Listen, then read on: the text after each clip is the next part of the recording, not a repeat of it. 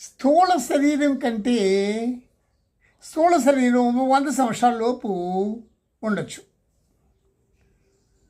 దానిపై ఉన్న సూక్ష్మ శరీరం వేల సంవత్సరాలు ఉంటుందేమో. దానిపై ఉన్న కారణ శరీరం ఇంకా వేవేల సంవత్సరాల నుంచి ఆది నుంచి ఉందేమో అని వేదాలు చెప్పాయి. ఇది ఫస్ట్ పాయింట్. సెకండ్ పాయింట్, దీనిపైన సూక్ష్మ శరీరం అని చెప్పాను కదా, ఆ సూక్ష్మ శరీరము అన్ని ఫ్యాకల్టీసు అందులో ఉంటాయి. పంచ జ్ఞానేంద్రియాలు ఉంటాయి, పంచ కర్మేంద్రియాలు ఉంటాయి, పంచ ప్రాణాలు ఉంటాయి. 15 4 ఏంటి తెలుసా? బుద్ధి, అహంకార్, మనస్సు, చిత్త. 4 15 4 19 ఈ సూక్ష్మ శరీరానికి ఉంటాయి.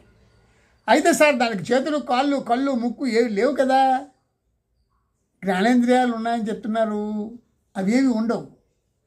అవన్నీ అందుకే దాన్ని సూక్ష్మ శరీరం అన్నారు. అంటే అది చాలా సూక్ష్మ రూపంలో ఉంటుంది. అదే ఈ శరీరానికి, స్థూల శరీరానికి చెప్తూ ఉంటుంది సూక్ష్మంగా, సూక్ష్మమైన ఆడియోలో చెప్తూ ఉంటుంది. అది లోపల మనకి ఆ శబ్దం వినిపిస్తుంది, బయట వాళ్ళకి ఎవరికి తెలియదు. చాలా సూక్ష్మంగా వినిపిస్తూ ఉంటుంది. అది వినిపించగానే మనం నోరు విప్పి మాట్లాడుతూ ఉంటాం. ఈ మాటలు ఎలాగొస్తున్నాయి? నాకు సూక్ష్మ శరీరం చెబుతుంది కాబట్టి వస్తుంది. ఆడియో వీడియో అంత సూక్ష్మ శరీరమే చెప్తుంది. సినిమా కనిపిస్తుంది మీకు, అది సూక్ష్మ శరీరం మనస్సు తరపైన చూపిస్తుంది.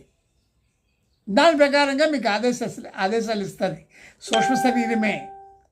దాని ప్రకారంగా ఈ స్థూల శరీరం నటిస్తూ ప్రవర్తిస్తూ ఉంటుంది. ఇది ఒక ఇన్స్ట్రుమెంటు, ఒక మొబైల్ లాగా. That's all. ఈ రెండిటికి కారణమైనటువంటి శరీరం ఒకటి ఉంది, కారణమైన శరీరం. అది మాత్రం ఈ రెండింటి కంటే చాలా ఎక్కువ సంవత్సరాలు ఆది నుంచి, ఎప్పటి నుంచో పుట్టినప్పటి నుంచి ఉంది అది. ఇది విషయం. కానీ ఎరుక అనేదే నీవు, అంటే చైతన్యమే నీవు. కనుక ఇవన్నీ తెలుస్తున్నాయి నీకు.